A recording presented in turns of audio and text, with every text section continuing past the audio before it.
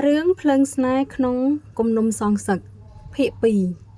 ពេលនោះតែពីរជួញចិញ្ចើមហើយក៏បាននិយាយទៅកាន់ថាអ្នកម៉ែក៏មិនទាន់ចង់បាននោះទេអ្នកម៉ែក៏បង្ខំកូនអីណារឿងហ្នឹងកូនមិនទាន់ចង់គិតគូរនោះទេពេលនោះកាត់ក៏បានមើលមុខកូនហើយក៏អែលសក់កូននិងអែលស្មាហើយក៏បាននិយាយថាមិនអីទេម៉ែមិនទាន់បង្ខំកូនភ្លាមឯណាម៉ែគ្រាន់តែប្រាប់កូនតែប៉ុណ្ណោះតែយ៉ាងណាកូនក៏ធំហើយដែរមនុស្សស្រីធំឡើងត្រូវតែមានប្តីនៅយូរមិនបាននោះទេនាំឲ្យញាតិនទាមើលងាយណាកូនពេលនោះកាត់និយាយបណ្ដាកាត់ញញឹមដាក់កូនស្រីគាត់បណ្ដាចំណែកកូនស្រីក៏រាំងអៀនប៉ុន្តែអារម្មណ៍របស់គេចេះតែនឹកឃើញទៅដល់វិបុលរហូតហើយគេក៏នឹកក្នុងចិត្តថាថ្ងៃនេះមានអារម្មណ៍ដូចជាចង់តបសារចង់ទៅមើលអាតបៈឯហ្នឹងតើយ៉ាងម៉េចទៅហើយពេលនោះគេក៏បាននិយាយទៅកាន់ម្ដាយរបស់គេថាអ្នកម៉ែថ្ងៃនេះកូនសុំតបសារបានទេពេលនោះស្រាប់តែម៉ែរបស់នាងក៏បាននិយាយថាមិនអីទេកូនទៅចោះពេលកាត់ក៏បានសម្លឹងមើលទៅអ្នកបម្រើហើយក៏ប្រាប់ថាទៅជាមួយនឹងកូនស្រីគាត់មើលឆ្វេងមើលស្ដាំផងក្រាញ់លោមានអ្នកណាគេមើលងាយមើលអីយកគ្នាទៅឲ្យច្រើនបន្តិចទៅដើម្បីការពារកូនស្រីរបស់គាត់ផងពេលនោះអ្នកបម្រើក៏ទទួលបញ្ជាហើយក៏បានដើរហៅគ្នារបស់គេពីរបីនាក់មានប្រុសមានស្រី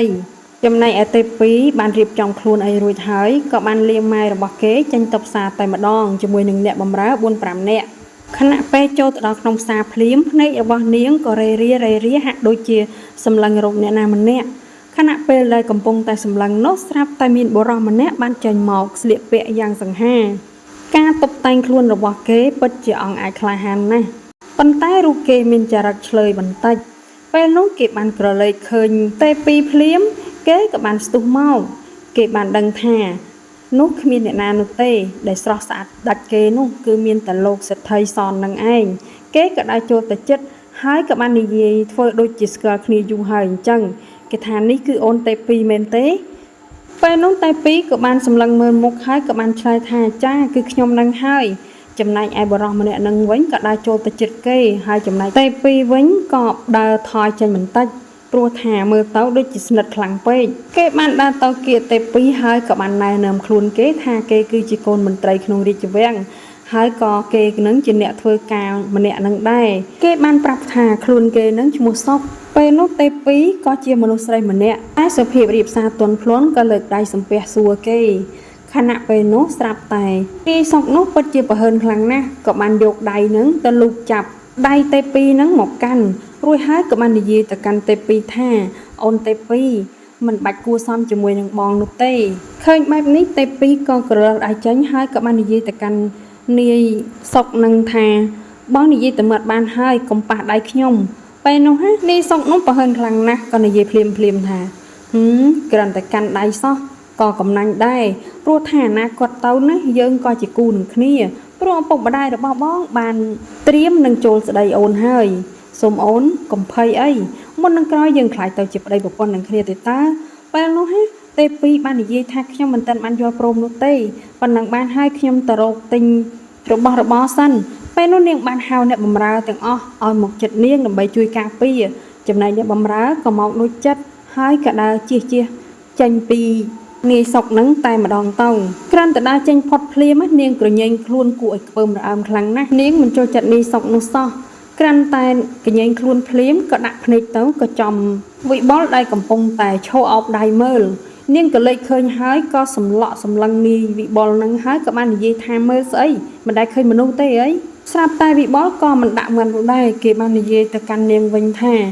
ខ្ញុំមិនបានមើលមនុស្សទេខ្ញុំកំពុងតែមើលសត្វទាំងគូកំពុងតែចែកចង់គ្នាកណ្ដាលទីផ្សារមើលទៅម្យ៉ាងដែរតើពិតជានាងរត់រោគអ្នកមីខាត់លាក់ជួបអាកំបាក់អន្សាងមែនពេលនោះគេក៏បានទះដៃហើយក៏ដើរចេញចំណែកឯទេពីវិញក៏ស្រែកជំទាវថាតើអ្នកឯងនិយាយថាឲ្យអ្នកណាឈប់សិនមើលនិយាយជាមួយខ្ញុំសិនមិនសុខចិត្តនាងក៏ដើរក្រឡេងជើងរលាស់ដៃទៅទាញដៃរបស់បុលភ្លាមនោះស្រាប់តែនាងក៏ជ្រុលជើងទៅចិនជាមួយនឹងសម្បកចេកហើយក៏រោគដួលចំណែកឯវិបុលក៏ងាកមកទាន់ក៏ចាប់ដោះកងចង្កេះរបស់ទេពីពេលនោះទេពីរៀងក្រញែងខ្លួនដោយសារតែមិនចង់ឲ្យគេប៉ះនោះស្រាប់តែចង់ដួលមួយសារទៀតម្ដងនេះកំឡោះរបស់យើងក៏ទាញកាន់តែខ្លាំងឲ្យមកឈោត្រង់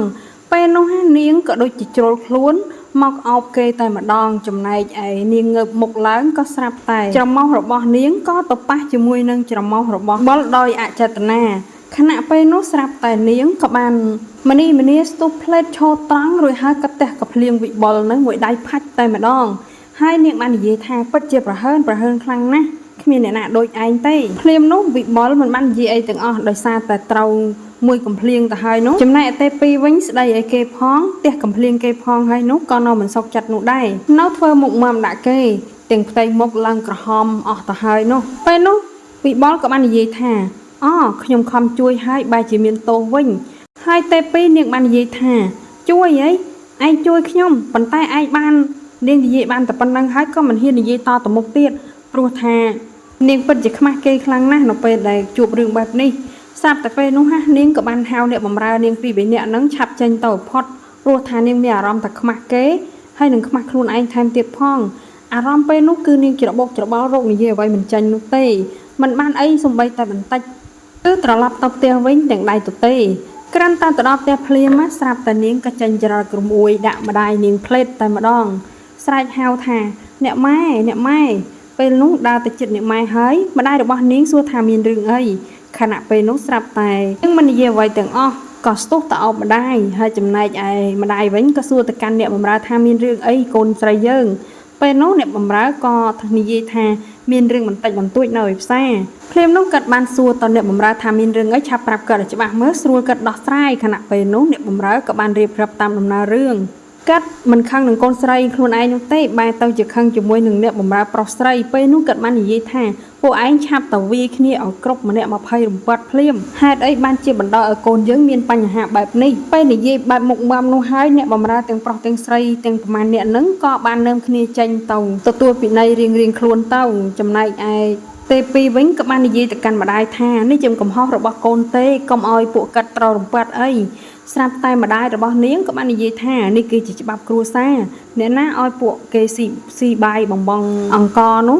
ធ្វើឲ្យកូនស្រីម៉ែទៅផ្សារមានបញ្ហាហើយគ្មានអ្នកណាជួយដោះស្រាយអីសោះយ៉ាប់មែនពួកអស់នេះមិនអីទេកូនស្រីបានត្រូវតែដាក់ទោសថ្ងៃក្រោយឲ្យរៀងចាលឲ្យចេះមើលចាស់ខ្លួនឯងថាមានបញ្ហាអីមិនមែនឲ្យមកនៅទទេនោះទេពេលនោះនាងក៏បាននិយាយថាម៉ែមិនអីទេកូនស្រីមានត្រូវត្រង់ណាទៀតឬក៏អត់ពេលនោះនាងក៏បានសម្លឹងមើលឆ្វេងស្ដាំមុខក្រោយរបស់កូនចំណែកឯទេពីវិញក៏បាននិយាយថាមិនអីទេម៉ែមិនហើយស្លេះពីត្រឹមនោះសិននិយាយពីរឿងវិបុលឯនេះវិញពេលដែលជួបបញ្ហាជាមួយនឹងទេពីរួចហើយគេដូចជាមានអារម្មណ៍រសាប់រសល់មិនដឹងទេក្នុងចិត្តក្នុងអារម្មណ៍របស់គេចេះតែនឹកឃើញទៅដល់ទេពីដែលរអិលជើងហើយគេក៏ត្រកងមកចាប់ដៃហើយថែមទាំងបានមួយច្រមុះថែមទៀតនឹកឃើញដល់ត្រង់នេះគេក៏លួចញញឹមហើយក៏និយាយចេញពីក្នុងចិត្តគេថាគិតទៅថ្ពាល់របស់ស្រីក្រមុំពិតជាក្រអូបណាស់តើនិយាយដល់ចំណុចនេះធ្វើឲ្យគេក៏នឹកឃើញដល់ពាក្យសម្ដីឪពុកដែលគេបាននិយាយថាឪពុករបស់ទេពីធ្លាប់ជាអ្នកធ្វើឲ្យគ្រួសារធ្លាក់ខ្លួនក្រីក្រពេលនោះស្រាប់តែគេក៏នឹកឃើញមុខក្រញ៉ៅហើយក៏និយាយក្នុងចិត្តទៀតហើយថាប៉ុន្តែសងសឹកយើងនៅតែសងសឹកថ្ងៃនេះគេបានយកបន្លែមកផ្សាររួចរាល់អស់ហើយខណៈពេលនេះដែរគេក៏បានដើរត្រឡប់ទៅផ្ទះវិញដើម្បីយករបស់របរទៅឲ្យឪពុកម្ដាយរបស់គេនៅឯផ្ទះបន្ទាប់មកទៀតគេក៏បានលាឪពុកម្ដាយរបស់គេនឹងដើម្បីទៅហាត់វិជ្ជាគុណនិងរៀនសូត្រតាមមុខវិជ្ជារបស់គេនាសម័យកាលនោះតាមរូបរាងដ៏មើមតាមរបស់គេតាមពិតទៅគេគឺជាកម្ពុជាសិស្សហាត់ក្បាច់គុណដ៏ពូកែម្នាក់ព្រោះថាអនាគតគេចង់ចូលបម្រើក្នុងមន្ត្រីរាជការថែមទៀតផងតើបគេខិតខំរៀនសូត្រទាំងអក្សរនិងមន្តវិជ្ជាការផ្សេងឆ្លៀតឱកាសដែលកំពុងតែហាត់ក្បាច់គុណនោះគេក៏បាននឹកក្នុងចិត្តថាគេនឹងខិតខំធ្វើយ៉ាងណាដើម្បីបានចូលទៅបម្រើផ្ទះលោកសេដ្ឋីសននិងដើម្បីបានសងសឹកនៅថ្ងៃក្រោយទៀតគេរកគ្រប់ល្បិចកលគ្រប់មធ្យោបាយទាំងអស់ដើម្បីបានចូលទៅបម្រើនិងនៅគៀកសេដ្ឋីសនដើម្បីបំផ្លាញគ្រួសារនោះឲ្យខានតែបានបន្ទាប់ពីមួយថ្ងៃគេខំហាត់វិជ្ជាគុណនិងរៀនមន្តវិជ្ជាការផ្សេងហើយនោះគេក៏បានត្រឡប់ទៅផ្ទះដូចធម្មតាកិច្ចការរបស់គេមិនដែលចេះអត់នោះទេគ្រួសាររបស់គេក៏បានថ្កុំថ្កើងពីមួយថ្ងៃទៅមួយថ្ងៃដែរមានថ្ងៃមួយនោះពេលដែលកំពុងតែញ៉ាំបាយជុំគ្រួសារនោះគេក៏បាននិយាយពី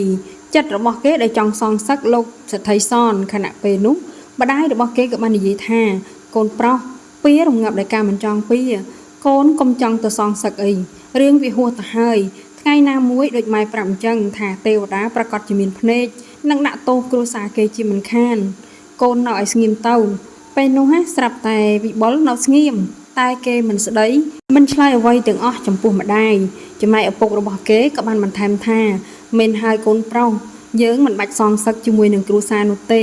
នៅឲ្យឆ្ងាយពីគេទៅប្រឹងប្រែងធ្វើការងាររកស៊ីយើងចោះម៉ែគ្មានទ្រព្យសម្បត្តិអីក៏រស់នៅបានសុខដែររាល់ថ្ងៃសុខទាំងកាយសប្បាយទាំងចិត្តរកបានតិចស៊ីតិចរកបានច្រើនស៊ីច្រើនមិនមានចិត្តលោភលន់អ្វីបន្តទៅទៀតទេប៉ុណ្ណេះល្មមយើងរស់បានហើយយើងមិនចិនអ្នកដតីក៏មិនអាចចិនយើងបានដែរកូនគិតមើលឲ្យច្បាស់ទៅពេលនោះវិបុលក៏មិនបាននិយាយអ្វីទាំងអស់គឺនៅស្ងៀមរហូតបានន័យថាគេមិនទាន់ឆ្លើយថាព្រមឬក៏មិនព្រមនោះទេនិយាយពីគ្រួសារលោកសេដ្ឋីសននេះវិញថ្ងៃនេះលោកសេដ្ឋីសនចូលផ្ទះឡើងយប់ជ្រៅតែម្ដងពេលនោះភរិយារបស់គាត់ក៏អង្គុយនៅចាំមុខផ្ទះ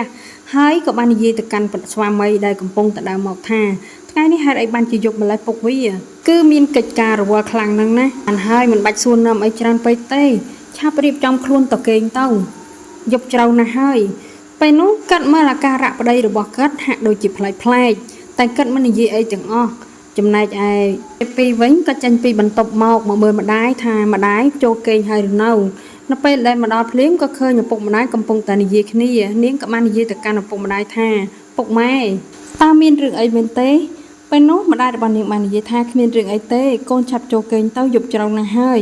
បម្រើតណាអស់ហើយឆាប់នាំអ្នកនាងឯងទៅគេងទៅហើយពេលនោះអ្នកបម្រើ2នាក់ក៏បានចេញមកក៏បាននាំទេពីចូលបន្ទប់ចំណែកទេពីវិញដើរទៅមែនប៉ុន្តែភ្នែករបស់នាងសម្លឹងមើលម្ដាយឥតឈប់ចំណែកម្ដាយរបស់នាងក៏បានញញឹមដាក់នាងរួចហើយក៏ដើរបែរក្រោយចូលបន្ទប់តាមពីក្រោយលោកសេដ្ឋីសនតែម្ដងហើយគាត់ក៏បិទទ្វារពេលនោះសំឡេងប្រកែកគ្នានៅក្នុងបន្ទប់ក៏បានឮឡើង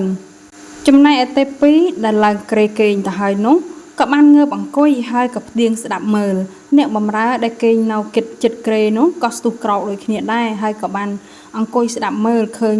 ថាឪពុកម្ដាយរបស់ទេពីកំពុងតែប្រកែកគ្នានៅក្នុងបន្ទប់មិនដឹងថាមានរឿងអីនោះទេចំណែកទេពីវិញធ្វើមុខស្រពោនព្រោះថាខានឮឪពុកម្ដាយរបស់នាងឆ្លោះប្រកែកគ្នាបែបនេះយូរដែរហើយតើពេលនេះមានរឿងអីកើតឡើងទៀតហើយទៅឪពុកម្ដាយរបស់នាង